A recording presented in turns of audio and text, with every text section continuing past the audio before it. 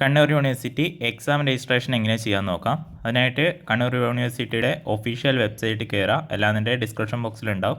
അത് ക്ലിക്ക് ചെയ്തിട്ട് mobile ഫോണിലാണെങ്കിൽ 3 dot click ചെയ്തിട്ട് ഡെസ്ക്ടോപ്പിൽ സൈറ്റ് എന്നുള്ളതിൽ എടുക്കുക. കമ്പ്യൂട്ടറാണെങ്കിൽ ഒന്നും ചെയ്യേണ്ടതില്ല. എന്നിട്ട് എക്സാമിനേഷൻ എന്ന് പറയുന്ന ടാബ് ഓപ്പൺ ചെയ്തതിന് ശേഷം ഇവിടെ കാണുന്ന ലിങ്കുകളിൽ എക്സാം രജിസ്ട്രേഷൻ എന്നുള്ളതിൽ ക്ലിക്ക് ചെയ്യുക. ശേഷം വരുന്ന പേജിൽ ആ ഒരു വിൻഡോയിൽ UG കോഴ്സസ് സെലക്ട് ചെയ്യുക. കാരണം UGൻ്റെ ആണ് നമ്മൾ രജിസ്റ്റർ ചെയ്യുന്നത്. ഓക്കെ, ശേഷം നമുക്ക് കാണാൻ പറ്റും ഇവിടെ റെഗുലർ എക്സാമിനേഷൻ സെക്കൻഡ് സെമ്മിൻ്റെ ആണ് ഇപ്പോൾ നോട്ടിഫിക്കേഷൻ വന്നിട്ടുള്ളത്. 2019 മുതൽ 23 വരെയുള്ള റെഗുലർ ബാച്ചിലോട്ടും അതുപോലെ തന്നെ സപ്ലിമെൻ്ററി ബാച്ചിലോട്ടും എക്സാം രജിസ്ട്രേഷൻ വന്നിട്ടുണ്ട്. അപ്പോൾ നമ്മൾ ഇതിൽ ഏതാണോ വേണ്ട ലിങ്ക് സെലക്ട് ചെയ്യുക. റെഗുലർ ആണെങ്കിൽ ഫസ്റ്റ് ലിങ്കിൽ ക്ലിക്ക് ചെയ്യുക. ഫസ്റ്റ് അല്ല, രണ്ടാമത് കാണുന്ന ആ ഒരു ലിങ്കിൽ ആ ഒരു റെഡ് കളർ കാണുന്ന റെഗുലർ എന്ന് പറഞ്ഞിട്ട് കാണുന്ന ലിങ്ക് ക്ലിക്ക് ചെയ്യുക. ശേഷം നമ്മുടെ എക്സാം രജിസ്ട്രേഷൻ നമ്പർ അടിച്ചു കൊടുക്കുക. മുമ്പ് എക്സാം എഴുതിയവരാണെങ്കിൽ ഫസ്റ്റ് സെമ്മിൻ്റെയോ അല്ലെങ്കിൽ സെക്കൻഡ് സെമ്മിൻ്റെയോ ഒക്കെ രജിസ്ട്രേഷൻ നമ്പർ സെയിം ആയിരിക്കും. ആ സെയിം രജിസ്ട്രേഷൻ നമ്പറാണ്, എക്സാം രജിസ്ട്രേഷൻ നമ്പറാണ് കൊടുക്കേണ്ടത്. പിന്നെ എക്സാമിനേഷൻ എന്നുള്ള ഭാഗത്ത് ക്ലിക്ക് ചെയ്തതിന് ശേഷം റെഗുലർ ആണോ സപ്ലിമെൻ്ററി ആണോ സെലക്ട് ചെയ്യുക. റെഗുലർ ആണ് റെഗുലർ സെലക്ട് ചെയ്യുക, എന്നിട്ട് നെക്സ്റ്റ് അടിക്കുക. ശേഷം നമ്മൾ രജിസ്റ്റർ എന്നുള്ള ഭാഗത്താണ് ക്ലിക്ക് ചെയ്യേണ്ടത്. അതിനു മുമ്പായിട്ട് തന്നെ നമ്മളിപ്പോൾ രജിസ്റ്ററൊക്കെ ക്ലിക്ക് ചെയ്തിട്ട് പേയ്മെൻറ്റ് ചെയ്തതിന് ശേഷം ഓർഡർ കൺഫേം ആയില്ല, അതായത് നമ്മുടെ ആ ഒരു രജിസ്ട്രേഷൻ കൺഫേം ആയിട്ടില്ല എന്നുണ്ടെങ്കിൽ നമുക്കത് മർച്ചൻ്റ് ID യൂസ് ചെയ്തിട്ട് ഇവിടെ വെരിഫൈ പേയ്മെൻറ്റ് എന്നുള്ളത് ക്ലിക്ക് ചെയ്തിട്ട് മർച്ചൻ്റ് ID കൊടുത്ത് സബ്മിറ്റ് കൊടുത്തു കഴിഞ്ഞാൽ നമുക്കത് അവിടെ കൺഫേം ചെയ്യാൻ പറ്റും കേട്ടോ. അപ്പോൾ അത് ഞാൻ പറഞ്ഞുതരാം. ഇപ്പോൾ നെക്സ്റ്റ് രജിസ്റ്റർ ക്ലിക്ക് ചെയ്ത് കഴിഞ്ഞാൽ നിങ്ങൾക്ക് നിങ്ങളുടെ പേപ്പേഴ്സിൻ്റെ ലിസ്റ്റ് കാണാൻ പറ്റും. അതുപോലെ തന്നെ പ്രോഗ്രാം, നെയിം ഓഫ് കോളേജ്, അതുപോലെ തന്നെ കാൻഡിഡേറ്റിൻ്റെ പേര്, അതുപോലെ തന്നെ രജിസ്ട്രേഷൻ നമ്പർ, അതൊക്കെ കറക്റ്റ് ആണോ നോക്കുക.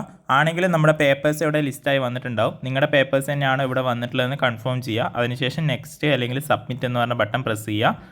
സബ്മിറ്റ് ബട്ടൺ പ്രസ് ചെയ്ത് കഴിഞ്ഞാൽ നിങ്ങൾക്ക് ഒന്നുകൂടി നമ്മുടെ പേപ്പേഴ്സ് കാണാൻ പറ്റും. ഇത് തന്നെയാണെങ്കിൽ ആ ഒരു ബോക്സിൽ ടിക്ക് മാർക്ക് കൊടുത്തിട്ട് ഇവിടെ സേവ് അടിക്കുക. സേവ് അടിച്ചു കഴിഞ്ഞാൽ നമ്മൾ നെക്സ്റ്റ് പോകുന്നത് പേയ്മെൻറ്റ് പേജിലോട്ടാണ്. പേയ്മെൻറ്റ് ചെയ്യാൻ വേണ്ടിയിട്ട് നമുക്ക് SBIയുടെ ഗേറ്റ് വേ ആണ് ഇവർ സെലക്ട് ചെയ്തിട്ടുള്ളത്. നമുക്ക് ഏതൊരു ബാങ്ക് യൂസ് ചെയ്തിട്ട് വേണമെങ്കിലും ഇതിലോട്ട് പേയ്മെൻറ്റ് ചെയ്യുക. SBI തന്നെ വേണമെന്ന് നിർബന്ധമില്ല. എന്നിട്ട് ഈ ഒരു പേജ് വരുന്നതാണ് സാധിക്കും പേയ്മെൻറ്റ് പ്രിവ്യൂ. ഇതിൻ്റെ ഈ ഒരു സ്ക്രീൻഷോട്ട് നിങ്ങൾ എടുത്ത് വെക്കുക. അതുപോലെ തന്നെ ഈ ഒരു മർച്ചൻ്റ് ID മസ്റ്റായിട്ടും കോപ്പി ചെയ്ത് വെക്കുക. കാരണം നമ്മൾ പേയ്മെൻറ്റ് അടിച്ചതിന് ശേഷം കൺഫേം ആയിട്ടില്ല എന്നുണ്ടെങ്കിൽ ഞാൻ നേരത്തെ പറഞ്ഞ വെരിഫൈ പേയ്മെൻറ്റ് ക്ലിക്ക് ചെയ്തിട്ട് നമുക്ക് ഈ ഒരു മർച്ചൻ്റ് ID കൊടുത്തിട്ട് അത് കൺഫേം ചെയ്യാവുന്നതാണ്.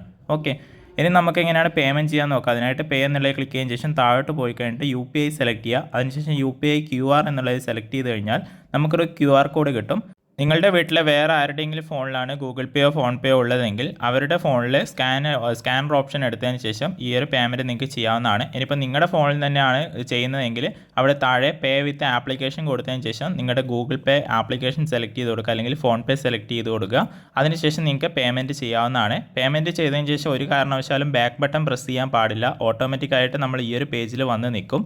ഇവിടുന്ന് നമ്മൾ ഒരു കാരണവശാലും പേജ് റിഫ്രഷ് ചെയ്യാനോ ബാക്ക് ബട്ടൺ പ്രസ് ചെയ്യാനോ പാടില്ല. കാരണം ഈ ഒരു പേജിൽ നമ്മൾ വെയിറ്റ് ചെയ്ത് നിൽക്കുമ്പോൾ തന്നെ നമുക്ക് കാണാൻ പറ്റും ഇവിടെ ലോഡിങ്ങിൻ്റെ സ്ക്രീൻ വരുന്നുണ്ട്.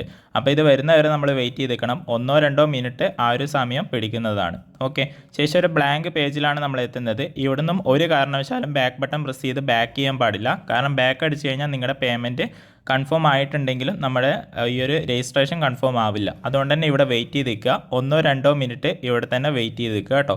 വെയിറ്റ് ചെയ്ത് നിൽക്കുമ്പോൾ നിങ്ങൾക്ക് കാണാൻ പറ്റും മുകളിൽ ലോഡിങ് ആവുന്നുണ്ട്.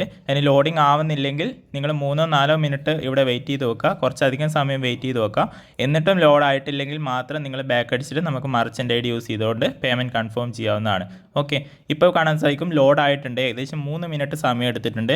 ലോഡ് ആയതിനു ശേഷം നമുക്ക് ഇവിടെ നമ്മുടെ പ്രിൻറ്റ് ആപ്ലിക്കേഷൻ കിട്ടുന്നതാണ്. നിങ്ങൾക്ക് ഇവിടെ താഴെ പ്രിൻറ്റ് ആപ്ലിക്കേഷൻ കൊടുത്തിട്ട് നിങ്ങളുടെ ഫോണിലോട്ട് സേവ് ചെയ്ത് വെക്കാം. അതിനുശേഷം പ്രിൻ്റ് എടുത്തിട്ട് കോളേജിൽ കൊടുക്കാം. അല്ലാതെ ഈ ഒരു ലിങ്ക് കോപ്പി ചെയ്തിട്ട് വീണ്ടും നിങ്ങൾക്ക് ഈ ഒരു പേജ് ആക്സസ് ചെയ്യാവുന്നതാണ്.